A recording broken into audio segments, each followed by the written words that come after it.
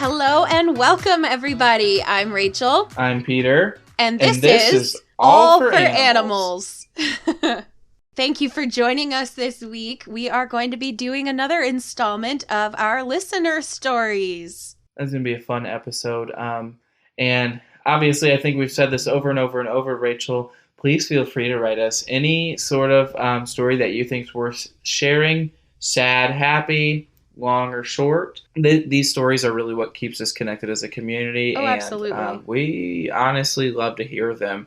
And we hope that you guys kind of get that same energy of relatability as well as just, a fun topic to discuss. So take it away, Rachel. Let's hear our first listener story. All right. So our first listener story is titled, No Good Deed Goes Unpunished. My name is Christy, and you can use it. Thank you, Christy, and hello! Sorry for how long this story is, but I think the backstory is important, and she's inserted here a trigger warning for animal injury.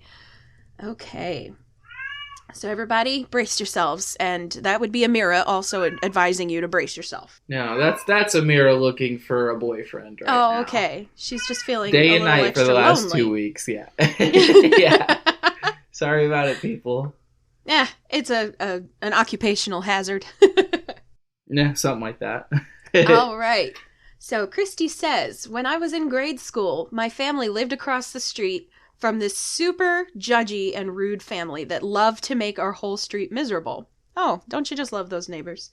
We're talking nonstop complaints to the HOA, stealing our trash cans, and general jackassery. Why the fuck would you want to steal a trash can? What's the benefit? Just to piss people off. You get those combative, miserable people on Earth that'll do anything to make your day a little more difficult. So it's sounding right. Delightful. Yeah. They also happen to have the most annoying dog ever. Of course, don't they always? They left him outside pretty much all the time, and he did not like it. He'd be barking nonstop, and somehow it never seemed to bother his family, but oh boy, did it bother everybody else in the neighborhood. He kept us all awake barking at night, and we all felt really sorry for poor Duke. One summer, Duke dug a hole under the fence and figured out how to get out of his yard whenever he felt like it. So now he was getting loose and wreaking havoc all throughout the neighborhood. Everyone was pretty scared around Duke. He was pretty standoffish and big, so usually we gave him a wide berth, and eventually he'd either wander back into his yard or his owners would finally track him down. This happened quite a few times, and each time the neighbors would, quote-unquote, fix the hole by stacking a couple of rocks inside it and call it good. But Duke loved a challenge, so he kept just moving those rocks out of the way and moseying on out of the yard like it was no big deal. Any-hoozles. I love that word. Any-hoozles. One day, there was an absolutely terrible storm. The streets were flooded, we were under tornado watch, and tons of thunder and lightning. The neighbors had left early in the morning, and of course, they left Duke outside. When the thunder started up, he got really scared and scooched those rocks right out of the way and escaped the yard again. Oh shit, that's not gonna be good. He ran around panicked for a while, but eventually he ran back to his house. Only this time, he couldn't get back under the fence because the hole he dug had completely flooded. So he ran to the front of the house and barked at the door. Oh my god, I feel so bad for him. I heard the poor guy freaking out and saw that he couldn't get in his house, and I decided it wasn't safe to leave him outside during a possible tornado. I ran across the street and brought him into our garage so he'd at least be out of the storm. That was so wonderful of you. Our garage has a doggy door in it, but since I didn't trust Duke around our own dogs, I locked the doggy door. I went to let our dogs outside for a quick pee in case we had to run down to the basement, but when I tried to call them back in, they weren't coming inside. We had a small yard and a really good fence, so I knew they hadn't gone anywhere, but when they wouldn't come inside, I went out to investigate. It's a really good thing I did. Uh-oh. I found our tiny pug, Tater. Oh my god, Tater! I have a client dog named Tater. Cowering in the corner of our yard with Duke standing over top of her, hackles raised. Ruh-roh. My other dog, Sherman, was nervously pacing back and forth, trying to figure out how to help. I ran over and picked up Tater, shoving Duke back in the garage, only to discover he'd completely mangled the doggy door. He'd gnawed through it so much he actually damaged the wall around it. My goodness. and he'd only been in the garage for like 10 minutes while I let my dogs potty. He was on a mission to get to my dogs. I would say so. Like, damn. I rushed my babies back inside and started yelling for my mom. As soon as my mom got to the back door, she passed out on the floor. When I went to set Tater down on the floor to tend to my mom, I saw that I was covered in blood from my stomach down to my bare feet. My mom faints at the sight of blood. I immediately freaked out, trying to find the source, and discovered Tater's front leg had a massive gash, and there were stringy bits hanging out of it. Oh my goodness. Okay. Whew, I need a moment. You all right there, Peter? I sure am. I grabbed a kitchen towel and wrapped her leg and cleaned myself up as best I could so that when Mom started to come to, she'd be able to drive us to the vet. I sat in the back seat of our car so Mom wouldn't be able to see the blood, and we set off on the half-hour drive to the emergency vet clinic. It felt like forever, but we finally arrived, and they rushed her straight back to get an x-ray. Luckily, no bones were broken, but the tendon in her leg had been torn straight out of her leg. Oh my God. I guess that was the stringy stuff I saw. Okay, that is bad. Tater had to have surgery, then wore a giant soft cast for months after that while she healed. It was an extremely slow and expensive process. Originally, the neighbors offered to pay the vet bills since their dog was the one who had inflicted the wounds. I mean, it's only right. Right, fair. But when we brought them... Yeah, exactly.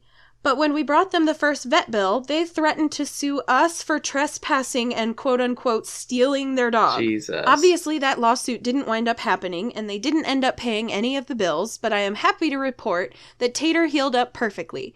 She lived out the rest of her days as the happy, spunky, sassy girl she had always been. So, no good deed goes unpunished when you have really shitty neighbors with a Houdini dog who you take pity on and try to rescue from a scary storm. Wow, that was a roller coaster. Yeah, that's nuts. I am so glad, Christy, that your pups are okay. Or, I mean, it sounds like maybe this might have been a long time ago. I'm not sure. But I'm glad that at least they healed up from this incident and that you guys are okay. And hopefully that you've moved away from that property with those shitty neighbors. Right? Yeah. Yes. Nobody needs that kind of negativity Good in their lives. Lord, yeah. Jesus. Okay, so our next story is called That Time the Shop Dog Saved Me from a Robber. And this listener would like to remain anonymous. When I was still a baby groomer, just starting out, I worked at this tiny, adorable shop in a kind of small town. The owner was the type of boss that absolutely everyone dreams of working for, and she had this scruffy little pug terrier mix named Jojo that came to work with her every day. He kind of became the shop's mascot. Now, Jojo is legit the sweetest, most mellow little dude in the world. He loves, and this is in bold, all caps, everyone. So one day, I'm holding down the fort at the shop while the owner goes to grab some supplies, and it's a quieter afternoon. Most of our morning dogs had already been picked up, so I actually had time to sit down and eat my lunch. Well, I started to at least. I was only a couple of bites into my sandwich when I heard the door open out front and a male voice yell, "Maintenance!" I greeted him at the counter with Jojo hot on my heels, and the second Jojo laid eyes on this guy, he was snarling. I have never seen this dog so much as growl before, and he was over here looking like Cujo's tiny brother. This immediately put me on edge, and I apologized to the man in our lobby, but he brushed it off. I asked the man what he was here for, and he said he had a work order to fix our plumbing. I was super confused by this, and my boss hadn't mentioned calling someone in to fix anything, but one of our faucets had been leaking lately, so I was wondering if it had maybe just slipped her mind. I was about to open the Dutch door by the front desk when Jojo started lunging. He was ready to tear this guy to shreds. It was really freaking me out at this point, and the maintenance guy was starting to look angry at Jojo. I got a bad vibe, so I just told the guy to come back tomorrow and the owner would be able to corral Jojo a little better. The guy seemed super weird about it, but he left, and Jojo went right back to his usual self. The next day, I was watching the news while drinking my morning cup of joe, and I saw the guy's face flash across the screen. Holy shit. Turns out he'd been picked up by police the night before, just a few hours after I'd seen him in the grooming salon for armed robbery at a convenience store. Holy shit. I credit Jojo and his amazing animal instincts for sending that guy away and preventing another robbery. Listen to your animals, people. They know way better than us. Wow. Yeah, that's crazy. Actually, let me provide everyone with a fun fact based off this story. In the Okay. United States, the number one burglary and thief deterrent are obviously cameras. Number two is just owning a dog. There is a study shown that even owning a small breed most often will deter thieves. A lot of the times, thieves break in when people are sleeping at night, and just the idea that there's a dog in the house that could possibly bark, that in and of itself typically scares off potential intruders. So even if you have a 2-pound Yorkie, that'll help deter thieves just in the fact that the animal's likely going to bark if someone sneaks through your window at midnight. So, well, then I should be absolutely golden, and you, Peter, are fucked. I'm screwed. I have cameras, but I don't have a dog. So, you know what? Honestly, I feel like if someone were to break into my house, Cisco would let me know. Yeah. Because when my friends come over, of course, they know where their spare's at. I'll hear Cisco. Like, who the hell is in my house right now? So I feel like Cisco gets the job done well enough until I have the room, time, and money for a dog. He's your guard cat. And my guard cat. And my tuxedo guard cat. Yeah. He's not a very good guard cat, though, because he's too sweet. No, typically it's him demanding pets. So an intruder's going to break into my house, and Cisco's going to walk up and start grinding all over his legs, asking for pets. So that's a Cisco way. Anyway, not to get off topic. Yeah. All right. So our next story is called The Bears and the Bees. And this one, I'm going to let everybody know it was written by my mom. So, hi, Mom. And thanks for the story. Hi, Rachel's mom. She starts it, living in New England had always been a dream of mine. I vividly remember seeing photographs of quaint little farms nestled in the White Mountains and enveloped in a kaleidoscope of fall colors. I loved the idea of having a barn with horses and lots of dogs and cats. So you people, you all see where I got it from. I even wanted to plant a self-sustaining garden. I imagined my children, hey, that's me, playing in the fields around our little homestead. Such a bucolic setting would be an ideal place to write my first novel and watch my children learn to muck horse stalls and care for the chickens. It would be peaceful, simple, and meaningful. Ah, but it was only a dream. That is, until we were offered an opportunity to move to New Hampshire. We jumped at the chance and purchased a secluded 13-acre property hidden from view by tall birch and pine trees. It was a dream come true, sort of. Shortly after we moved in, we hung bird feeders all around our deck to attract a variety of bird species. We had double French doors with large panes of glass that opened onto the deck from our dining room and kitchen. The kids loved to watch the birds eating while they ate breakfast. From the deck, we could see the entire field behind our house, which we soon discovered was thick with wild onion plants standing more than 3 feet tall. We couldn't plant or build anything until we dealt with those onions. And when I tell you they were over 3 feet tall, let me frickin' tell you, they were gargantuan, and you could not walk out in the field without just, like, reeking of onions. It was insane. Geez. Did your eyes start watering? Would you start crying? Oh, my God.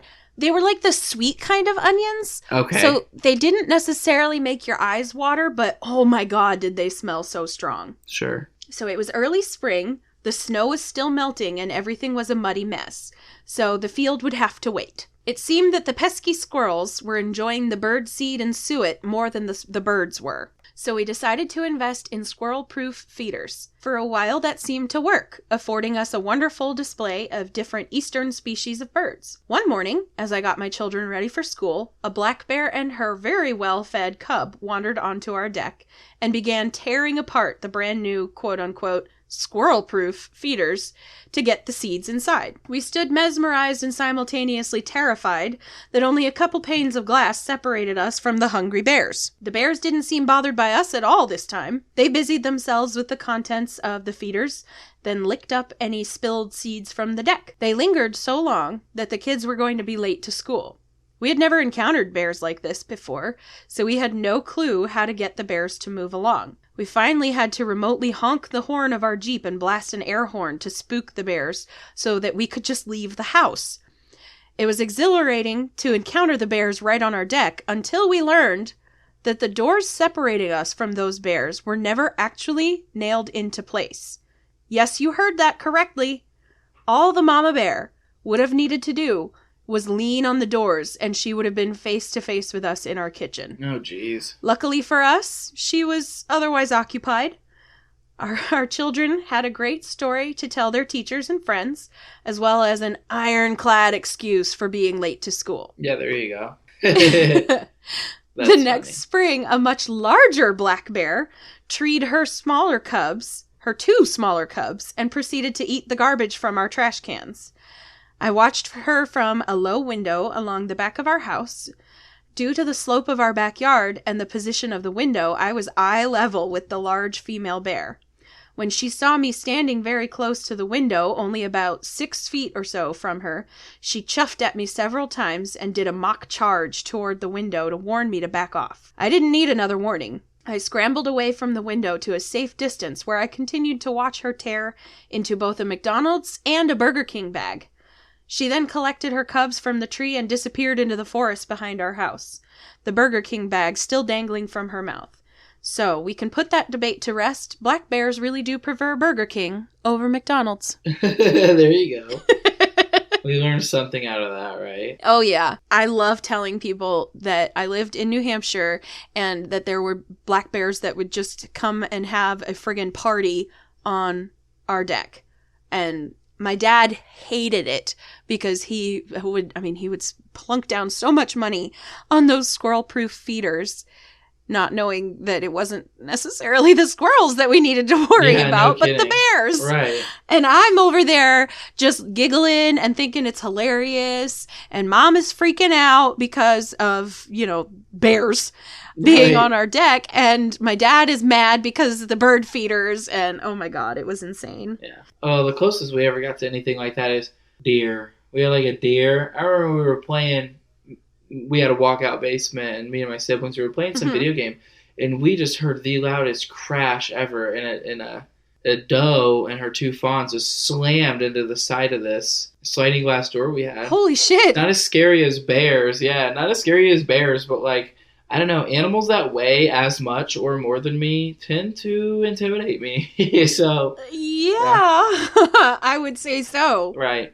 Especially with all that shattering glass, that's just terrifying to come out of nowhere. Well, and I mean, you see those videos of like deer that accidentally break into some sort of business, or there's clumsy, awkward animals. I tell you what, they really are, but they're really cute too. Yeah. All right, so my next story is actually a continuation of the original story, so it's still from my mom, and it's still set on that same property that we lived in New Hampshire. And this one's called Ground Hornets Made Me Lose My Shirt. About a month after our first black bear encounter, I decided to mow the onions in the field. Remember, those big 3-foot onions. So we could start prepping it for our new garden. They were taller than my head as I was riding along on the mower, and at times they were so thick that the mower started to choke, and I would have to back up to clear the blades.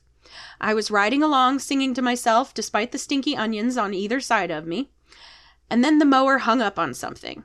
Before I even realized what I hit, a swarm of what I thought were bees on steroids covered my hair and were stinging me inside my clothes.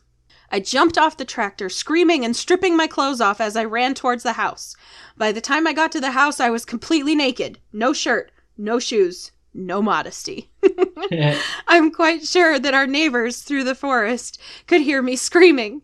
Thankfully, though, our property was private enough to prevent them from seeing me sprint naked across the field. On a less private lot, I might have been captured for YouTube fodder.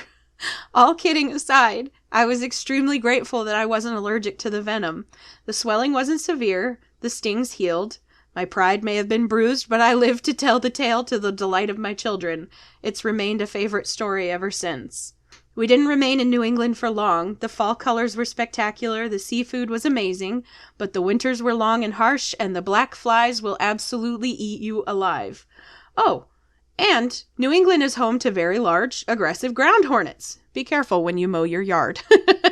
Evidently, yeah. Get the heck out of there. I see why you moved to Illinois.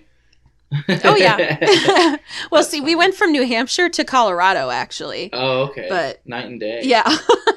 We just kind of went all over the place. Yeah, no kidding. But yes, this This story quickly became the run and strip between my brother and I, and we would tell all of our friends. Yeah. It was hilarious. Right. All right, our next story is written by, let's see here, Jay. Hi, Jay. It is titled, How High? Hey all, I'm Jay, and this is my story about Mosey. I love that name. It's adorable. Mosey is a Sheltie mix that's about 9 years old and very energetic. Technically, she's my kid's dog, but myself and my partner Bob take care of her. Mosey likes to get into everything. When I say everything, I really do mean everything. She's knocked the kitchen trash over because she wanted some leftover pork chop bones, the bathroom trash to eat some tissues, and the bedroom trash to, chew on other things. Let's leave it at that. So a couple years ago, Mosey was acting strange one afternoon. And by strange, I don't mean sniffing the ass scoot marks on the carpet weird, but licking the air and staring off into nothing weird. Man, that paints a picture. I called for my kids to ask them if they had given her any people food, and they said no. So I told them to search around the trash cans and see if she had gotten into any of them. Kitchen trash was good. Bathroom trash, good. Bedroom trash, good. So I'm starting to get worried and begin to gather my things to take Mosey to the vet. I go over to the nightstand and grab my keys, and what do I see chewed up on the floor but my damn pot brownie? Oh no. Uh-oh. I then proceeded to freak the fuck out and frantically Google what happens if my dog eats my pot brownie and start skimming the articles. Long story short, I grabbed some hydrogen peroxide, forced the recommended amount down my baked dog's throat, and she eventually puked it up. After about an hour and 2 rolls of paper towels cleaning that mess up, she finally starts to not look like she's higher than a freaking kite. Man, you got lucky. I guess moral of the story, put your medication out of reach of kids and animals. Thank you for listening to my rambling, and I love the show. Oh, man. Yeah. See, this is, I'm just going to say this is why I don't do edibles. Yeah, right. I think my reason for not doing edibles is because it takes too long to kick in. Yeah. But my cats would fuck around and get high if I brought home edibles. Though being in vet med, I've seen quite a few animals stoned out of their minds. People don't know this. They're, at least for dogs, they have THC receptors in their stomach. So like how we have to cook it or smoke it to get stoned. Oh, okay. They could just eat pot nugs, and their body will process it differently. So it's not like they have to activate the cannabinoids like in humans. Okay. They could just go out and eat a marijuana plant and get stoned as hell. Oh, geez. Yes, I have seen quite a few stoned dogs in my day, and it's always when we're trying to help the dog, it's like we're not going to get you arrested, but tell us what's going on, and they're always really reluctant to be like, yeah, they got into my pot stash. Oh, I didn't even think about that because it's legal here now, at least. Well, yeah, I mean, when I worked in vet med, it was still illegal. Okay, gotcha. So yeah, people are pretty. It's like the vet doesn't give a shit. You know, half of them smoke to stay sane, I'm sure. Anyway, it's more of we need to know how much and of what. Yeah. Especially like the chocolate edibles. That's a double whammy because you've got the chocolate and the pot. Yeah. So, yeah. Absolutely. Yeah. That's what freaked me out most of all. No bueno. Well, I am glad that little Mosey is doing better now. And thank you, Jay, for that illuminating story. Absolutely. All right. And our last story today comes from my very dear friend, Amanda. So hi, Amanda. And it is all about her beautiful pup, Rosie. So hi, Rosie. When you thought someone broke into your house, but really it was just the dog that jumped through your window. So we have this beautifully annoying pity pup, Rosie, who I like to say adopted us. About a year ago, there was this pup hanging around our house. We cautiously approached her to see if she had tags, and she didn't. She was also instantly bonded with my stepson. We did our due diligence at trying to find her owners, but alas, that was to no avail. She was getting along well enough with our other dog, and the cat, well, that's another story. But all was good enough.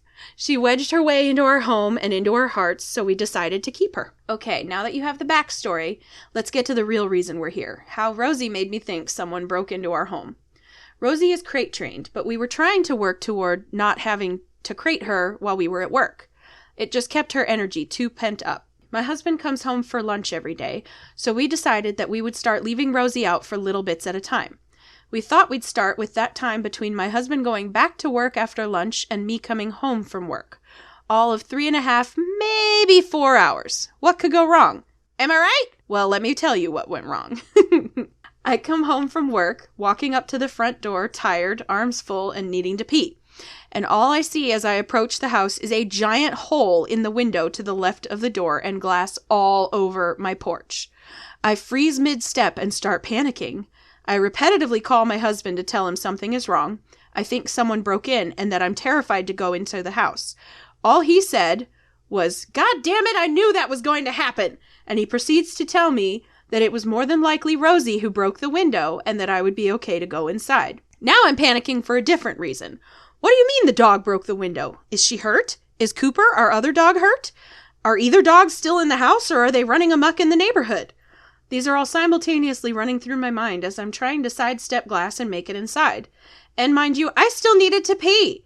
I finally make my way inside, and believe it or not, both dogs are both still in the house, and not a single scratch is on either of them.